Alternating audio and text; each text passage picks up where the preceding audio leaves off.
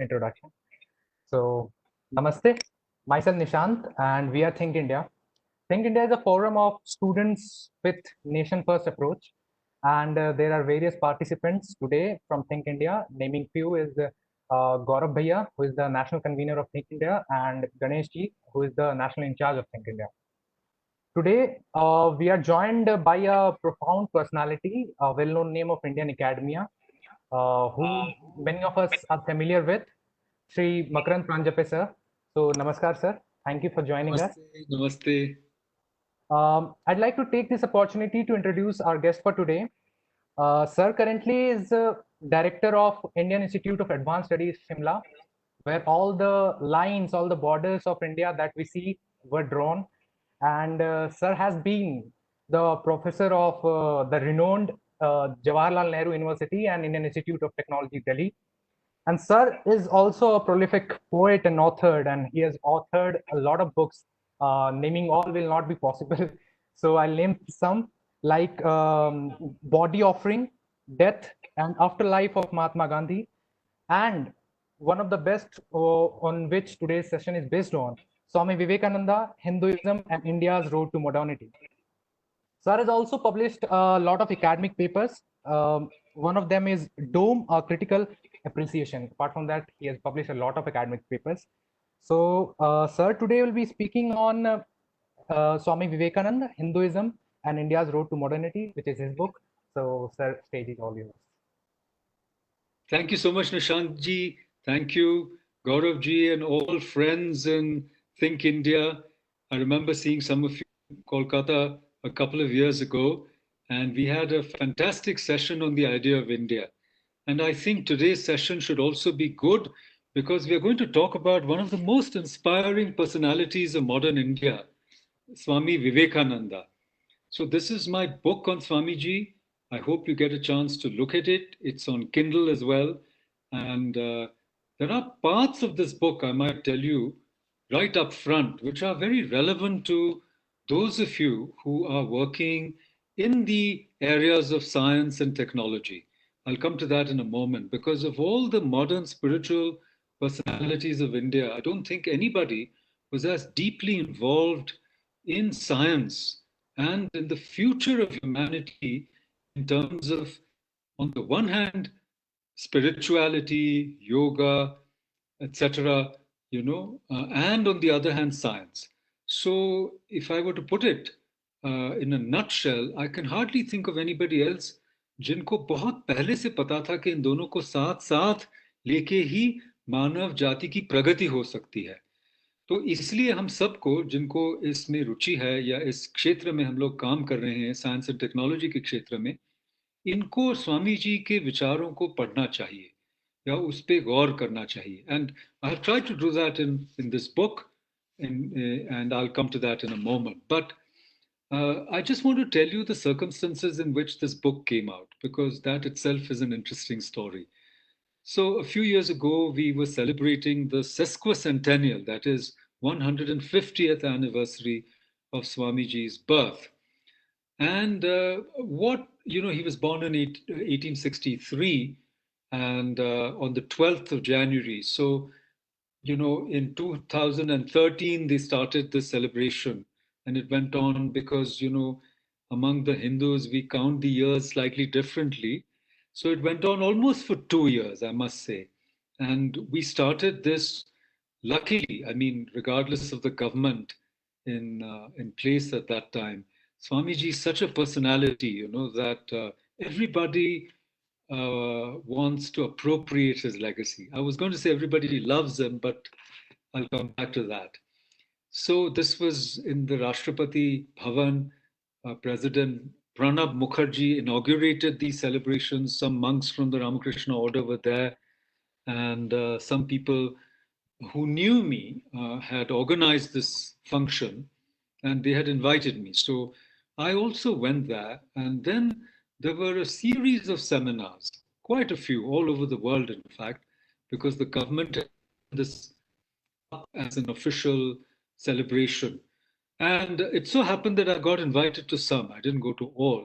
And at the end of the celebrations, about a year and a half later, I again happened to have the privilege of being invited to the final, the kind of concluding event, which happened at the Ramakrishna Mission Institute of Culture in Gold Park in Kolkata. You might know it. It's a beautiful place. And Swami Lokeshwarananda, really founded this place to carry out Swamiji's ideas, his vision. So this was the concluding celebration, and I was there. Also, I happened to be there. So I was there at the beginning, and I was there at the end. And I gave some papers during that period. I gave my own presentations since I was invited to speak. But let me tell you, friends, I realized something quite strange. What I realized is people were repeating again and again and again things we already know about Swamiji. And after a few of these meetings, with due respect to the other participants, some were actually very inspiring. Some were, saints and swamis themselves. So they were not like academics, and they spoke from a deep personal regard for Swamiji and his legacy. Okay, and we were deeply inspired. So, as I said, with due respect to all these participants, I didn't find much that was new that was being presented, and I began to think about it. And I found that, almost paradoxically, the appeal of the unknown Vivekananda was more magnetic, was more irresistible than the appeal of the known Vivekananda. Now, what do I mean by that? What I mean is that, Swamiji's works are now available in 9 volumes. These volumes were coming out over a period of time. And over the last quite a few years, we haven't got any new information. The originals are in Belur Math, and they're very protective about it. We don't go and see the papers, we can't see them, and they are revising them for an authentic record. So, new edition is really required.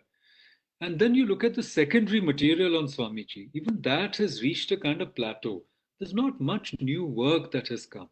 So, on the one hand, you have already known material in the public domain, and on the other hand, you have the secondary material, which is also not spectacularly invigorating or excitingly innovative. So there's a kind of plateauing out. So that's one side of this equation.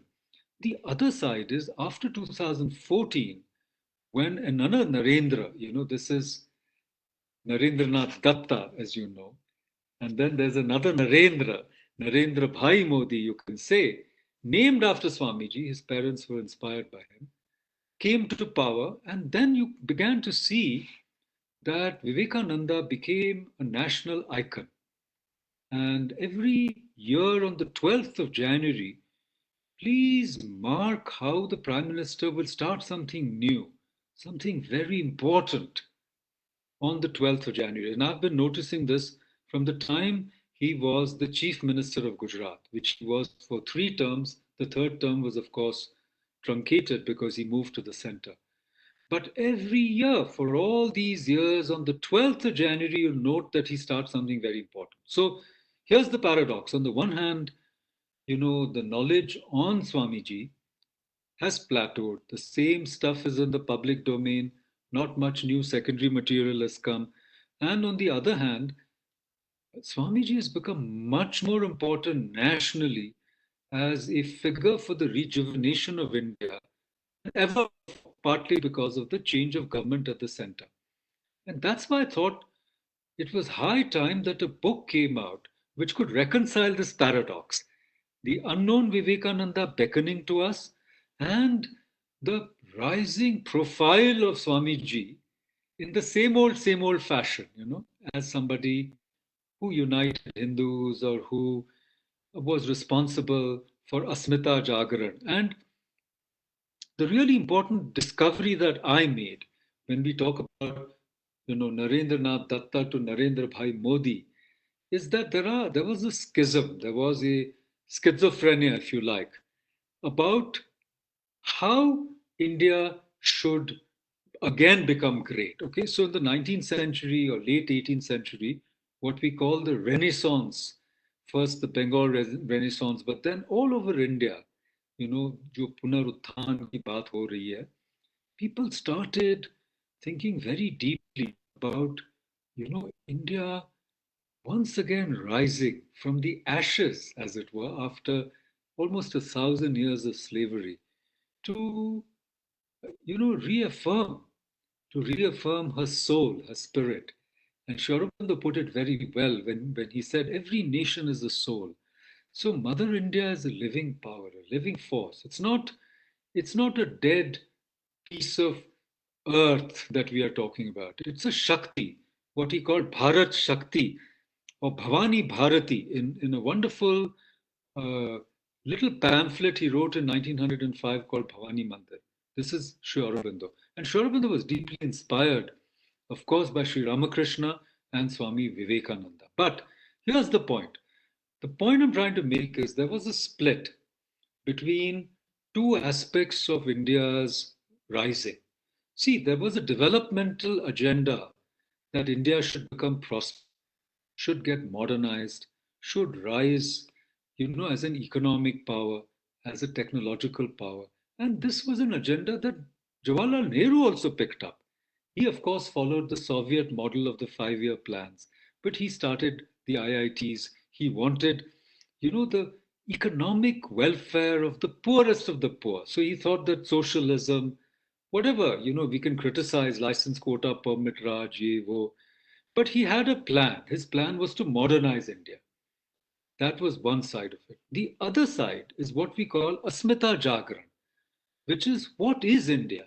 So Jawaharlal Nehru wrote a book called The Discovery of India, and I'm afraid, with due respect to him, he possibly didn't fully discover India. What I mean is, he thought of India as a land which was invaded one after one by people from outside, and he used a wonderful metaphor, by the way, called palimpsest. So India doesn't have a soul, but it's a palimpsest, that one layer upon another layer upon another layer. So this was one idea of India where you could develop India in a modern way. You could use a Soviet model or some other Western model. It was a developmental agenda of India. Okay. The other agenda of India, remember, started in the Renaissance in the 19th century, late 18th century, which, for lack of better words, I must say, was a kind of Hindu agenda of revival. I don't want to use the word revival and reform because these words have been, as I think, misunderstood by a certain school of historians. We won't go into that. But it was the rediscovery of the soul or the spirit of India, going right back to the Vedic declarations, some great declarations in the Vedas of the nature of the world, the nature of the Atman, the nature of Brahman, the Mahavakya. So these were very great things. And then also the rediscovery of the Indian past, that we were not savages or very, sort of uncivilized people before the, Muslims invaded India, as some people said, or as the British said, we were not a disunited group of superstitious monster worshipping, pagans. This is not what we were. We were a highly developed civilization which were on the forefront of all fields of human achievement, whether it was linguistics or mathematics or metallurgy or medicine. Now, this rediscovery of India happened in the 19th century, in the 18th century, and we must acknowledge that it happened with the help of the British and the other Orientalists. We may not like them today, we may not agree with them entirely, but India was a destroyed civilization, and Sanskrit was already eclipsed by English by the time Macaulay's Minute came out. So, had it not been for the help of these colonialists, we may not have actually really rediscovered the extent of India's glory, what we call the wonder that was India. And even today, I might say we haven't discovered the extent of that. But here's the deal, the deal is that very, very, very few people, even today, realize that if India is to be a Vishwaguru, it's not by going backwards in time. We can't go backwards. We can't regain the glory of ancient India, okay, by trying to recreate that glory today. In fact, we have lost our links with that India, more or less. nor can we ignore that past. See, this is the point. So the way to the future lies via the past, but it's still a project to be realized in the future. Now, what do I mean by this? What I'm trying to say is that when Swamiji went to America, when he went to Chicago, which was a part of the Columban exposition, the Parliament of World Religions, you know what he realized? He said, look, these guys are way ahead of us in all aspects of human achievement. The West is miles ahead of us, of India, and many Indians were starving. Our society had been destroyed, and our average life expectancy was 28, 29. And Vivekananda knew that without science and technology, there was no redemption for India, okay? And yet he also realized that we can't be like the West. So, this is the secret that I'm trying to tell you. Very, very few people have realized that our path is not to imitate the West, nor to go back to the past, but to create something entirely new, which is based on a deep understanding of the achievements of modern science and technology in the modern Western world, which has created everything we use, including, this platform called Cisco WebEx. Now, we can't be saying the West is whatever asure, ye itne bure log hain, ye hai, wo hai, and we are using their technology, we are using their MacBooks or computers or phones or nothing modern. Hardly anything modern has come from India. Let's put it uh, very plainly and crudely. And if we had rockets in the past, as some people claim, then we haven't seen those engines. We don't know what kind of fuel was used in those rockets. And we don't have the designs of those rockets which are going to help us produce a better rocket than Elon Musk. So let's not be deluded and talk about some achievement of the past of which we have no knowledge. But this is very important that as Vivekananda and others understood, see, the Indians did not think about a dichotomy between the inner and the outer, between consciousness and the material world, between science and spirituality. And therefore, the future must integrate these two, which I'm afraid even today the West regards the human being, as, a biochemical organism which resembles a machine, and which can have an input output response which can be empirically proven. And that's what these drug trials are, triple blind trials before we get a vaccine are. But somewhere Ayurveda, yoga is also telling us, look, we can, through our own conscious effort, change our immunity, or even cells can respond to consciousness, So this is a very new area. And it is only Swamiji who realized that the cutting edge of the new world was something that was unprecedented in the past and which the West also didn't fully understand.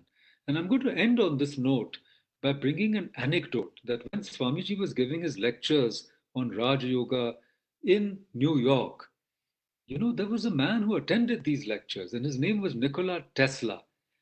And many, many years after Swamiji passed away in 1902 on the 4th of July, Tesla remembered his meeting with Swamiji. He remembered the lecture that Swamiji gave, where he talked about the relationship between Akasha on the one hand and Prana on the other hand, which he regarded as the relationship between matter and energy. And some people claim that this was the missing link which helped Einstein, come up with his equations of the theory of relativity. But be that as it may, the point I'm making is that Swami Vivekananda was one of the very few who tried to, what I call, create the double helix. What is the double helix? So, one spiral of the helix is the interreligious dialogue. It is for this that he was invited to Chicago. Because, the people who organized the Parliament of World Religions had a good intention, though they believed in the superiority of Christianity, they still had the good intention of at least listening to many points of view. And let me tell you that many didn't show up. The Pope didn't send anybody because he said, we don't have to discuss, we have the truth. The Archbishop of Canterbury didn't send anybody. He said, we have the truth. The Khalifa sitting in Turkey, in Istanbul, didn't send anybody, saying, we are the last, the seal of Allah, the Prophet has come, there's no more prophets. The book of God is now finished.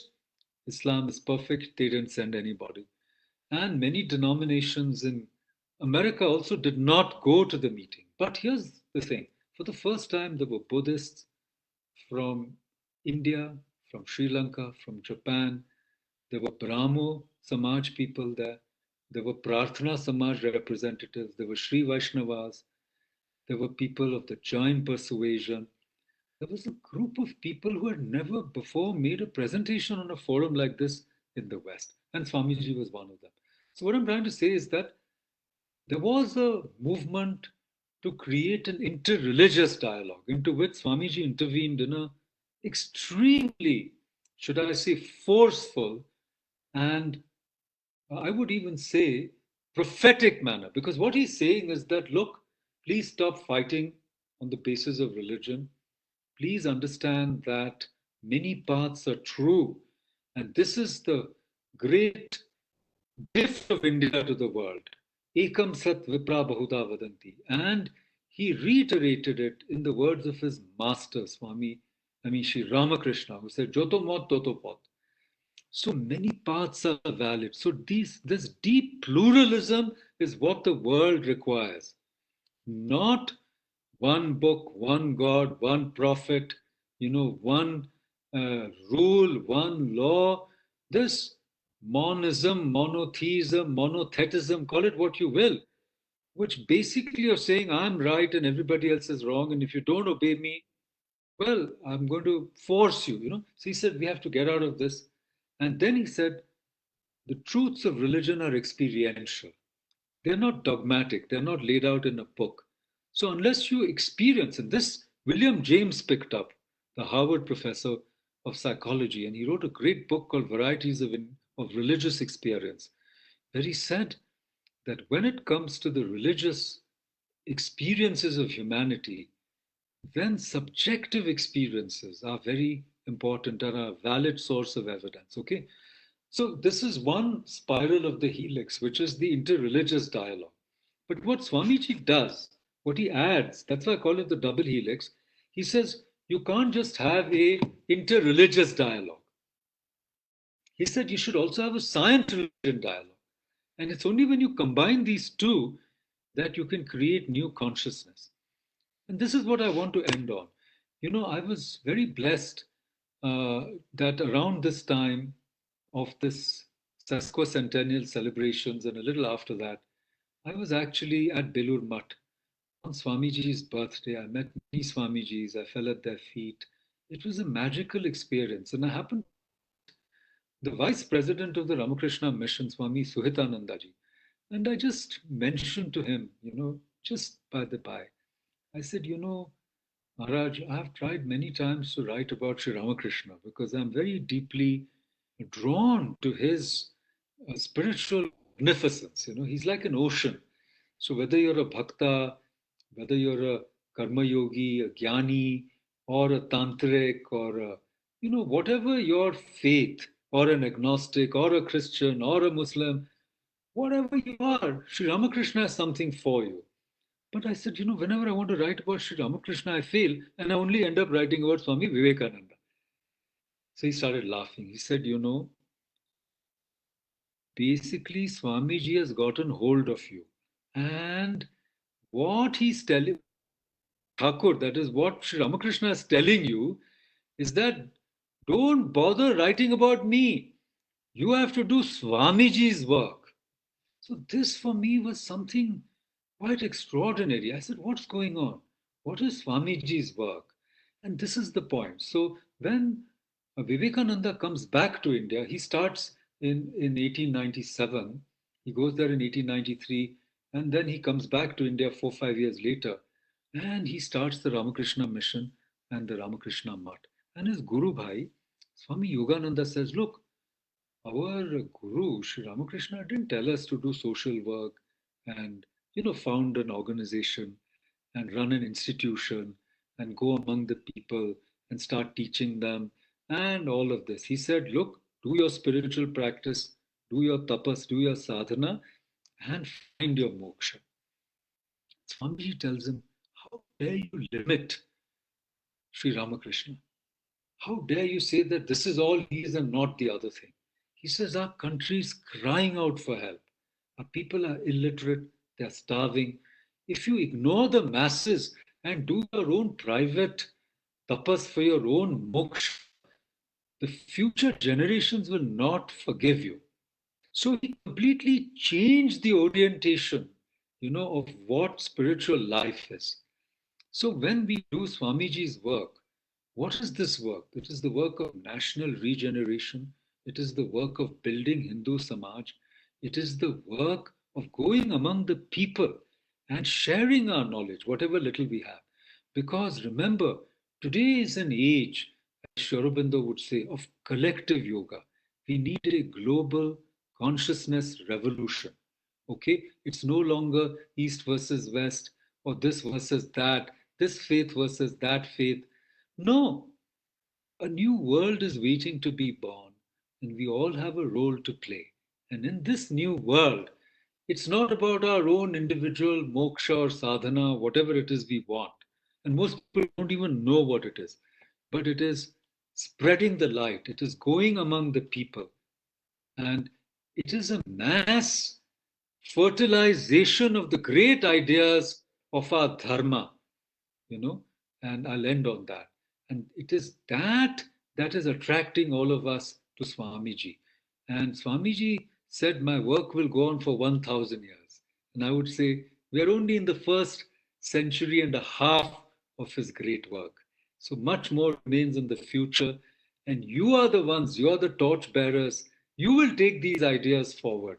And that is why I not only want to give you my good wishes, I shouldn't say blessings. I'm not anybody to bless people, but I give you my good wishes and I feel very inspired by you all. And I think you will take this and I think I will join you in this effort. And so let's make India something really great and invite many more. Even the skeptics, even those who disagree with us, call them in and say, we listen to you, you listen to us. Because we have a great message to give you, and that's what we are here for. Thank you so much. Thank you for your time. Thank you, sir. It was really an enriching session. Now we'll have a question answer session. So the first question comes from Aditya. Aditya, unmute yourself and ask the question. Namaste, Makaranji, sir. Am I audible? Yes, you are. Namaste, Aditya ji. I'm a student of RGNU. It's a National Law University, and I'm an ex-student of Ramakrishna Mission Vidyapit Devghar. So I've been brought up in the Ramakrishna Mission culture itself. So I have a question for you, sir. Two organizations today in contemporary India, both of which are doing pioneering work in social service, both of which draw inspiration from Swami Vivekananda, and both of which are run by volunteers who are dedicated with a purpose, the Ramakrishna Mission and the RSS, Rashtriya Swayamsevak Sangh. According to you, sir, what similarities and distinctions do they share, and what is their role in materializing the vision of Swami Vivekananda of making Bharat a Vishwaguru? Thank you, sir. That's a very, very important question. Let us look at the motto of the Ramakrishna Mission. Atma Moksharthaya Jagat Hitaya Cha. This is a beautiful motto and it shows us the two sides. Like we walk with 2 feet, we see with 2 eyes. Basically, what is the Hindu way? The Hindu way is we do want to realize the great truths of the Vedas, Aham Brahmasmi, Ayam Atma Brahma, all these Tattvamasi, etc. So, without that dimension of growing ourselves spiritually, no action possible. And the Bhagavad Gita also tells you. But the other dimension, that Jagat Hitaya Cha. The world is not an illusion, and we misinterpret Shankaracharya that when he says, uh, you know, that this world is mithya and all. That's not what he entirely meant. But here's the point. The point I'm trying to make is that if you ask me, Ramakrishna Mission ultimately is still primarily a spiritual organization. So social service is one of the means of their spiritual work.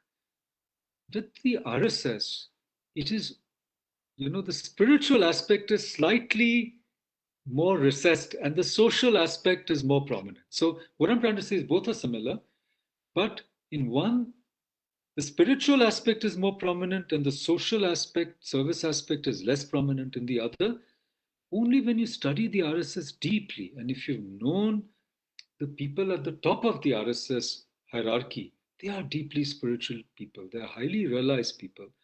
But you don't come in contact with them that often, so you only see the other people. But I will tell you this, the pracharaks of RSS are no less than sannyasis. I have met many of them even when I was growing up, and they have the same lofty ideals of sannyasa dharma, but they are dedicating it to the nation. Okay, please. So, but we don't come across so many pracharaks. We come across swayamsevaks, even if you go to the shakhas. But those who are interested, try to come in contact with the pracharaks. And if you can, go higher up and see the lives of the RSS, the Sarsangachalaks of the past, and including, Hedgewarji and Guruji and all. And they are very deeply inspired lives. Now, the thing I want to say is that, people have criticized the RSS a lot. If you take a tarazu, if you take a balance, and you'll see all the criticism on the one side and all the, books and other things written that are sort of positive about the RSS on the other. Criticism, especially in the media, this, and in newspapers and all, is immense because, you see, there was a conspiracy to try to malign the RSS. What is the conspiracy? The conspiracy is that Hindus should not be united and should not vote as Hindus. See, it's a political thing. Hindus should remain divided so that only minoritarian coalition should come to power. And that is why the RSS has been so badly maligned. Itni badnami hui hai. And now the time has come that the truth about the RSS and the other side is more and more coming out into the public domain. And it's not possible to continue to do this one-sided propaganda anymore. So I must tell you that, I have been in touch with the RSS from my childhood because my mother's family was deeply into RSS. And, today is the anniversary of the emergency. And my Mamaji, my Mausaji, my Mausi, so many members of my family were in jail. And I used to be told that these are violent people, they're terrorists, whatever. But I knew them. I said, no, they're not. My mama was a math teacher. I said, I've never heard him, forget about doing anything unlawful. I've never heard him raise his voice and shout and scream. What are you saying? Etc. So, what I'm trying to say is that RSS, I believe, has done more for the unity and integrity of India and of the Hindu Samaj than almost anybody. And I can tell you this, that the reason for the formation of the RSS, if you go into it deeply, is because at that time in the 20s, already people had realized that the Congress could not be trusted to safeguard India and Hindu Samaj. And this was the genesis of the RSS. And you will see that the last government of the UPA, scam after scam, it was such a shameful time for India. I don't want to politicize our discussion. And I'm not a propagandist for any side. I'm not a member of any political party. I want to tell you, I want to retain my independence as an academic. But we have to see the facts as they are. So if you ask me my view, I would say that the RSS has done more for the unity and integrity of India and of Hindu Samaj than almost any other organization. But Here's the last thing I want to say. The RSS itself has derived its inspiration from the Ramakrishna mission. In fact, Guruji was ordained by one of the Swamis who became the president of the Ramakrishna mission. So, these are initiated by them. And Keshav Baliram Hedgewarji, Dr. G as he's known, he also went and met the Swamis. And many, many, many of the top people in RSS have had the closest contact with the Ramakrishna mission and have even taken Upadesha, Diksha, and so forth. So, this is the hidden story which not everybody knows. So, I think overall the goals are similar. And I think that this is recognized by those who know what is going on in reality. Thank you. Thank you, Aditya. Yeah. Thank you, sir. The next question is from Shivam. Shivam Saurabh.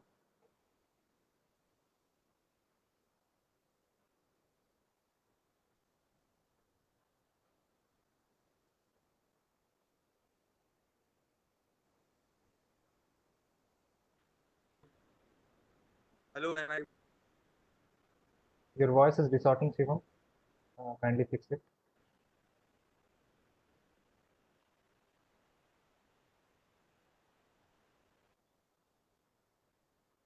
Hello, Okay. sir. Am I audible? Shivam, you please write your question because you are not audible, so that I'll ask the next question, and after that I'll give you time. I'll ask your question rather.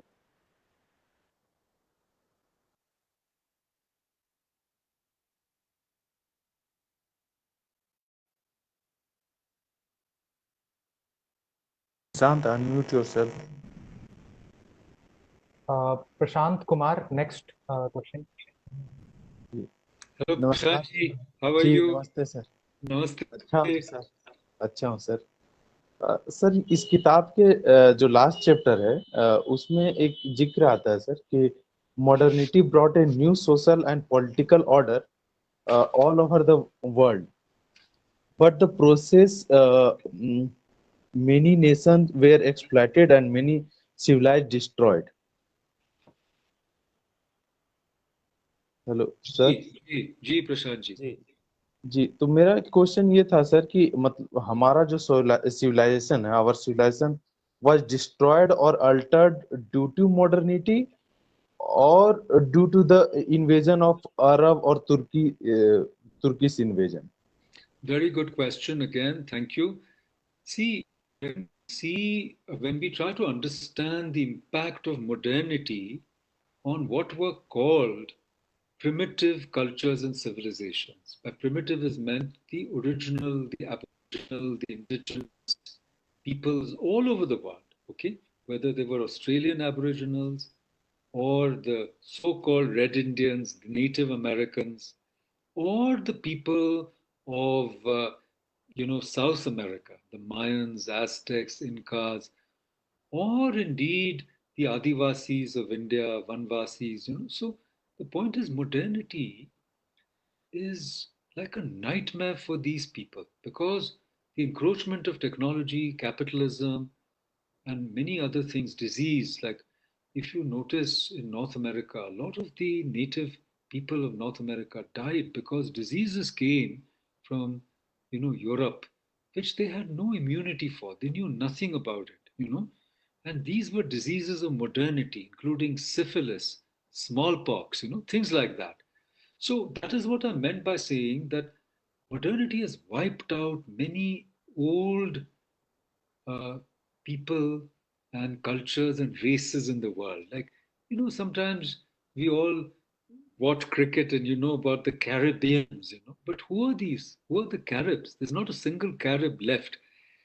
The islands were named after the people who have all gone extinct. So, what I'm trying to say is that the ancient cultures almost went extinct all over the world. And modernity contributed to their extinction. And earlier, I agree that the classical civilizations, classical means what? Hindus, Buddhists, Persians, Greeks, Romans, Aztecs, Incas, Mayas, these were old civilizations. China also to some extent, Cambodia, Japan, whatever. The classical civilizations were destroyed by Christianity and Islam. This is a fact. There's a lot of documentation. Wherever they went, by destroyed, I mean, they broke the monuments, they destroyed the schools, they burned the books, So Islam came after Christianity. First Christianity did it.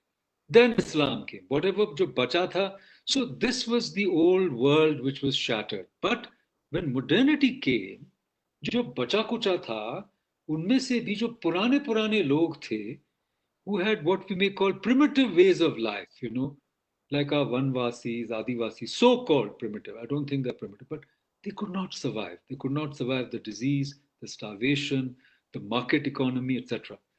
This is what I meant. So what I was trying to say is that modernity is a mixed blessing. We all want to be modern. Adhunik kaun nahi banna chahta. Everybody wants to use, to put it crudely, maybe shampoo chahiye, maybe, Pond's Dream Flower talc chahiye. When I did some work on how Lalu Prasad won the Bihar elections, I found that, anyhow, we won't go into that, but he made it possible for people, to have some of these goodies, which they never had in the past. So modernity is very attractive. Iske akarshan anek hai. And I gave you a trivial example of shampoo and talcum powder, but the other side is gadgets, smartphones. Everybody wants one. So modernity is seductive. So, and on the one hand, it also equalizes because it is empowering also. Earlier, only a few people had these things. Only a few people had a toilet, a wash basin. Now, Swachh Bharat ki wajah se everybody. So modernity is a mixed blessing. And the point I was trying to make is Swamiji understood this, which most people didn't understand. Now, what has happened in large parts of the Islamic world? They have rejected modernity. They have rejected science, many of them. And they say that anything that is not in the book is not true. And yet they want the missile. So, see, it has become a schizophrenic modernity for them. But Hindus were not alarmed by Darwin. Darwin ne kaha, human beings have evolved from apes. He said, okay, theek hai. We didn't have a crisis of faith कि भाई God made us in 5 days or 7 days. On the 7th day he rested. So what I'm making it simplified, but what I'm simply trying to say, which is very important, is Hinduism or Hindu Samaj, India is one of the few ancient civilizations which has come to terms with the challenges of modernity. Even China has destroyed its own ancient civilization. If you go to China, I've been to China many times, the monasteries were destroyed in the Cultural Revolution. And you will not believe it, मैं Beijing के पास एक बौद्ध उसमें मैं गया था विहार और वहाँ पे एक बहुत बड़ी वहाँ पे ये थी monastery थी मैं वहाँ गया था and I saw one person dressed in the robes like Mahayana Buddhists that they have the purple robes माला जप रहे थे. So I had some interpreters with me and I said please I want to talk to them, maybe koi lama ji hai ya I want to do my pranams and all. Then after a while I was not getting any response from the other side, so I said kya ho raha hai? Then the guy took me aside and said he's not a real monk, he's just dressed like that, he's a tourist guide. So what I'm trying to say is unko kuch malum nahi hai because sara kuch destroy ho chuka hai by and large. So it's all banality, So to have an ancient civilization that is still surviving, ye ek ajuba hai aaj ki duniya mein. And even Japan, which is a wonderful culture and society, after the Meiji Restoration, they have adopted the Western method, more or less. So the ancient world is almost finished, and we are one of the few जो ancient wisdom को हम modern world में ला सकते हैं. So this is what I meant by that. And that is possible only because of very great people like Swamiji, जिन्होंने आधुनिक पाश्चात्य सभ्यता को पचाया, उसको समझा, उसको महज रिजेक्ट नहीं किया कि भाई ये आसुरिक है या ये नहीं, उन्होंने समझा कि इसमें भी बहुत अच्छी चीजें हैं, इसको हम अपनाएं, लेकिन हम इसके गुलाम न बने, हम अपनी आत्मा को न खो बैठे. तो मेरा लास्ट चैप्टर में it's the most complex chapter, उसमें मैं एक चीज आपको बताना चाहूंगा जो रहस्य है, जो मुझे समझ में आया, जो मेरे हिसाब से बहुत कम लोगों को समझ में आया, कि इंडियन मॉडर्निटी और वेस्टर्न मॉडर्निटी में फर्क क्या है। तो मैंने वहाँ एक उसमें प्रस्तावना रखी है कि हमारे यहाँ पे जैसे वेस्टर्न मॉडर्निटी में रीजन को सबसे हाईएस्ट, लॉजिक, रीजन, यही साइंटिफिक मेथोडोलॉजी है कि जो आंखों देखा है उसी को हम एम्पिरिकल मानेंगे, उसी को सत्य मानेंगे, और जो मेजरेबल है उसी के आधार पे हम नेचर को कंट्रोल करते जाएंगे। And they have done it, let's not deny that वो असफल नहीं है। Scientific method works, and I'm a proponent of the scientific method. I'm not anti science because science is a better, more reliable way to understand the natural world than the other methodologies that we have. Okay? And science is open to correction. It's not like religious dogma. Now, what I was trying to say is what is the difference between Indian modernity and Western modernity? Indian modernity does not reject reason. It is not a faith based world order that it is propounding, unlike some other uh, civilizations which say what is in the book wahi hum manenge, you know. And if you say this is not true, stand up and say it. It's very difficult for them to say it. Book mein hai, manna padega, you know, etc. Now India is the only culture which said we accept the scientific method, but for us reason is not the highest. Something else is higher than reason. What is it? You can call it Vigyan, you can call it Samadhi, you can call it Pragya, you can call it something else. उसका नाम हमें ठीक से पता नहीं है modern language में, modern English में।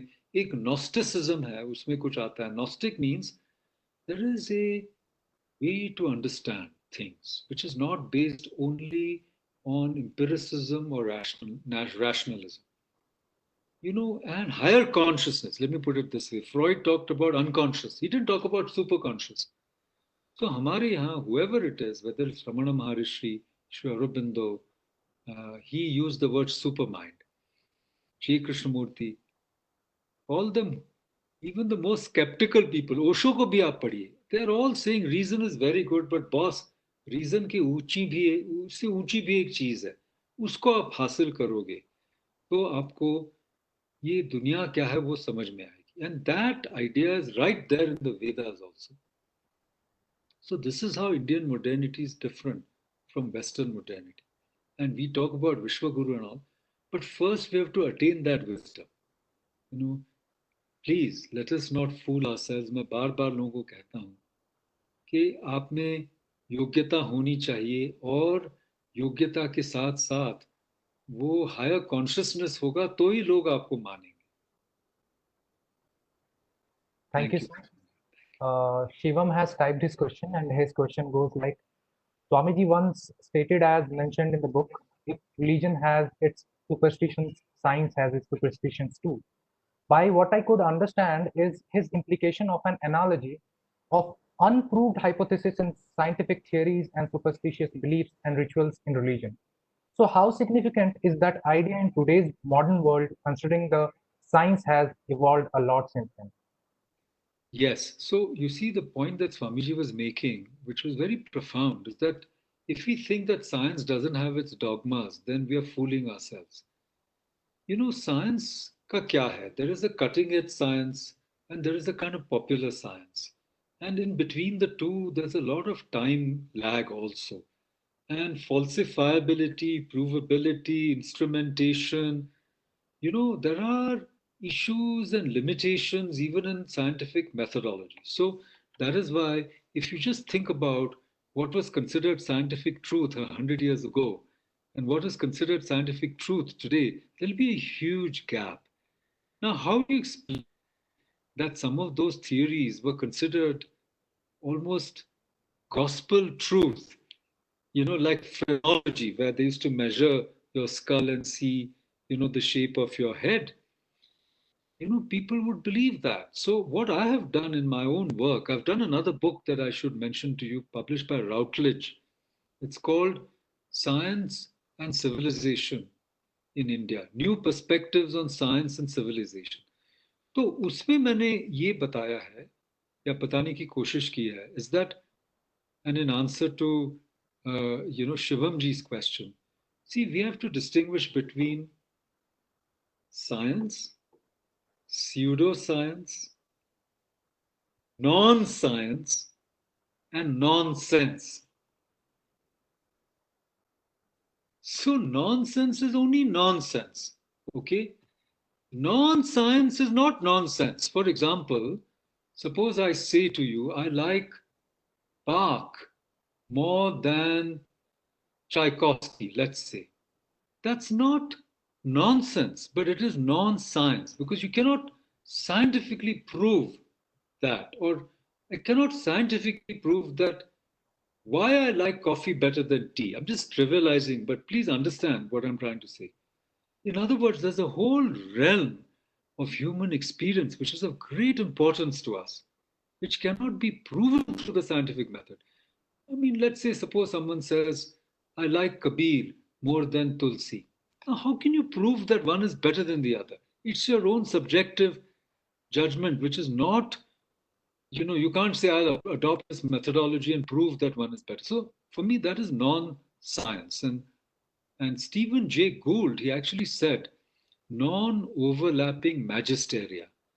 So he said these are two spheres of human life, religion and science. They don't overlap. And there's no need to apply the methodology of one to the other, like that. So, like faith. Now, how can you prove? Suppose you like Hanumanji. How can I say, yaar, faith mat rakho, but have faith only in, let's say Shivaji, or Shiva or in Durga. Arey boss, Durga is also real. Hanumanji is also real. So you can't prove it. It's a non-scientific realm. So there's non-science.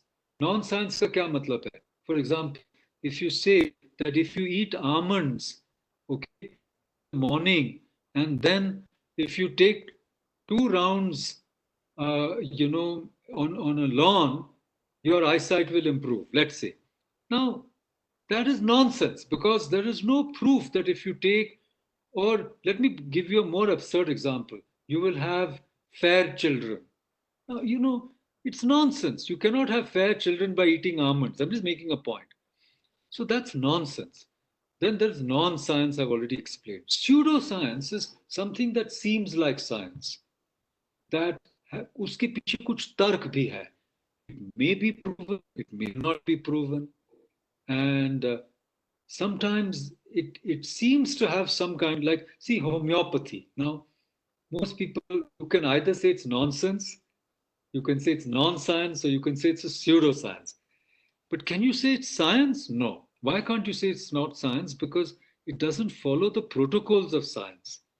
It does not produce the results that triple-blind trials and all of that prove. So what I'm trying to say to you, Shivamji, is that what Swamiji was saying, though he didn't mention it in that way, is that science, in the name of science, there's a lot of pseudoscience, there's some non-science also, and gradually that can be separated.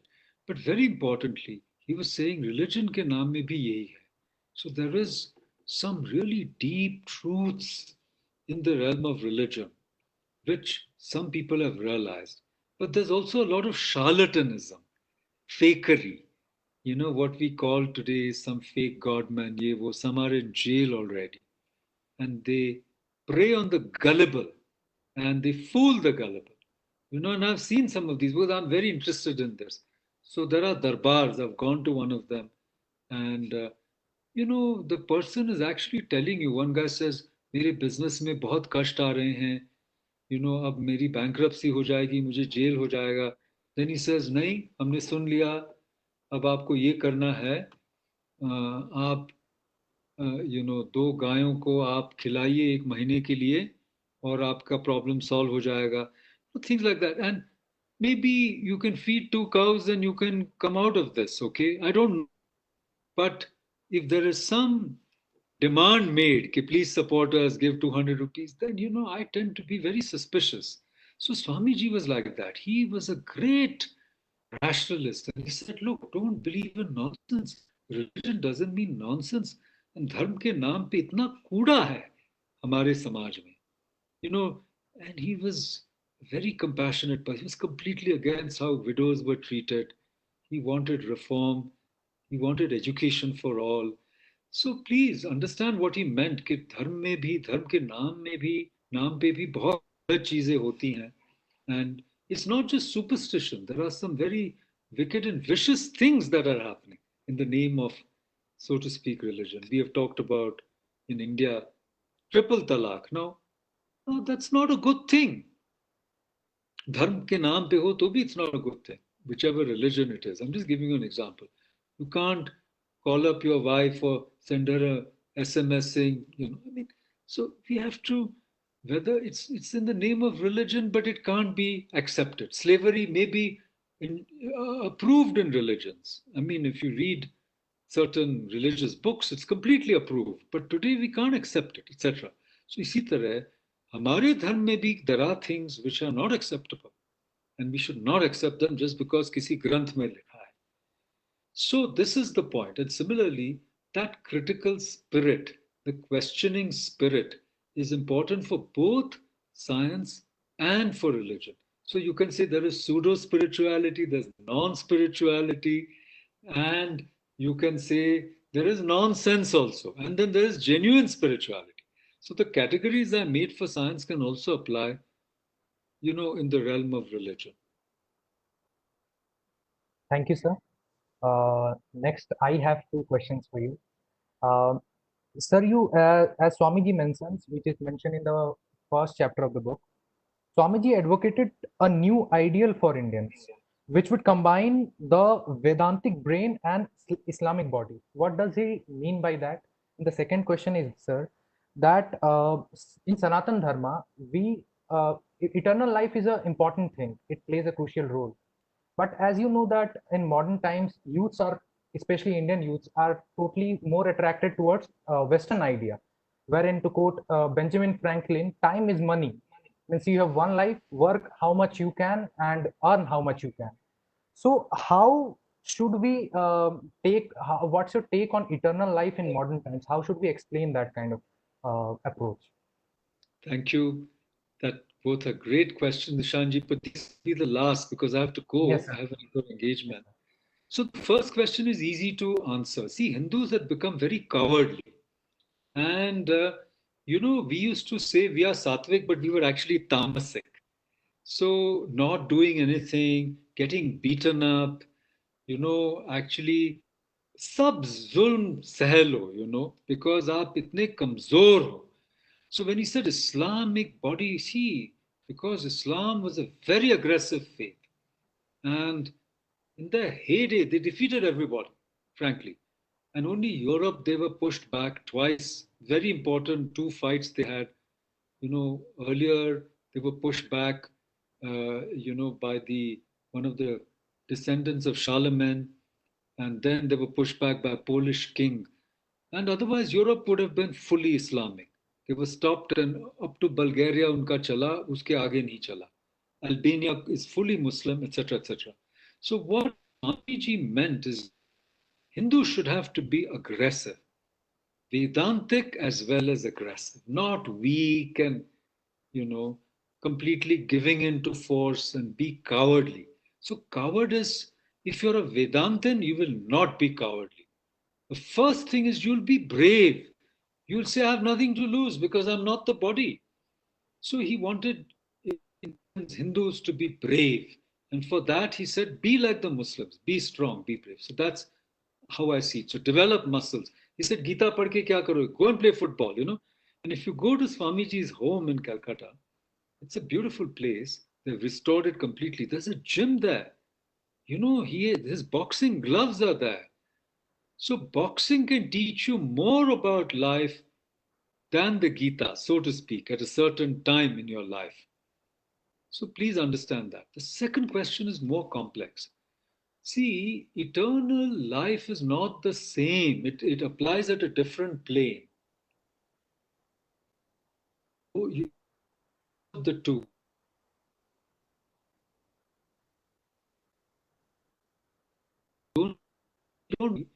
Mostly we don't know people who live forever. We know people who live for 80, 90, then they die. And we also don't know people who've come back from the dead. Usually we don't know. So there is one dimension in which we should actually believe this is my life I must do my best. And if you look at it from a Vedantic point of view, I would put it like this, that I must reach my threshold of progress. By progress, I mean not just material progress. मेरा जो आध्यात्मिक विकास है वो रुक न जाए. मुझे ये जो देह मिला है, जो शरीर मिला है, और ये मानव शरीर में मैं पैदा हुआ हूँ, that is considered a very high body for spiritual progress. If you read Vivek Chudamani, Shankara says, to be born in a human body is a great blessing. Second, to have that mumukshutva, that I want to know the truth. Like Swamiji said, I want to see God. Have you seen God? He asked Devendranath Thakur. Couldn't answer. Sri Ramakrishna said, I have seen God, balki I see more clearly than I see you. So, ek chamatkar hua. In his mind, there was a chemical locha. He's saying, who's this illiterate priest of a Kali Mandir? And he says he can see God and he could actually see him talking to Kali anyhow. Ma. So, ye ek baat hai. The point is that I should reach my threshold. Whatever, jitna mera vikas sharir mein ho sakta hai, mujhe wo karna hai. So this is Vivek Chudamani, to have a human body, then to have that desire, that mumukshutva, that I want to achieve. And that can even be, I want to be rich. It's okay. Dharmarth, काम, मोक्ष, अर्थ भी बहुत जरूरी है. सबको त्यागी नहीं बनना है. You must. I've taught at IIT, and I tell you, the answers I used to get were hilarious. I taught a course called Science in Humanism, and my first class, many times I would say, what do you want? What do we want? I used to start like that. One guy got up and said, sir, I want a Ferrari, I want an island, I want to own an island, and I want my own aeroplane. I said, wow. Okay, suppose I had Aladdin ka chirag and I gave it to you, then what? And he said, then what? What do you mean? That's all I want. I'm going to have a good life, etc. I'll tell you that story next time we meet. But here's the deal. What I'm saying is wanting something is not a bad thing at all, even if it's a material thing. So please don't restrict your ambitions. But what I'm saying is from a Vedantic point of view. So what does Shankara says? Human body, mumukshutva. The third thing is, if you find a guru, if you find a guide who can help you, then your life is made. So I think if we are modern Vedantins, somewhere in our mind, we should believe, first of all, we should accept that there's a higher consciousness. Now, 90% of the people in the world don't accept it. They say, kya higher consciousness? Yahi hai, khana, pina, marna, sona, reproduction. That's what it is. We are like modern charavakas, Khao, piyo, aish karo, apni to pathshala, whatever it is that Rang De Basanti, Mauj ki pathshala, whatever aish karo. Okay, karo. But if you don't believe in higher consciousness, how can you be a Vedantin? So first you believe in higher consciousness. Then second, you should feel that it's worth achieving higher consciousness. Most people, I have taught it in IIT. They said, iska upyog kya? They always say, what's the use? Higher consciousness se kya milega? So suppose I say to them, you'll crack the GRE, then they're very happy. So we should have another session on why Swamiji is important. He helps you achieve your worldly goals. And I'll tell you how he does it next time. So I said, okay, higher consciousness is important. You can crack the GRE and get into Carnegie Mellon. They said, really? Wow, I want higher consciousness. So it's a very pragmatic approach, but whatever. So first you should accept there's higher consciousness. Second, you should say it's worth having, boss. Third, you should say, I want it. Most people will say, I have talked to so many people. They say, chalo, higher consciousness hai, books mein likha hai, Swamiji kehte hain. Okay, it may be worth achieving in abstract. But do I want it? No. Abhi to main jawan hu, main buddha ho jaunga, then main kuch jab karunga. This is the normal approach. So higher consciousness may be there, may be worth having, but I don't want it. There's only one last category. When they say it's not only there, it's not only worth having, not only do I want it, but I will attain it. That last category is the one that Krishna addresses in the Gita. When he says, out of the thousands, there's only one who wants me.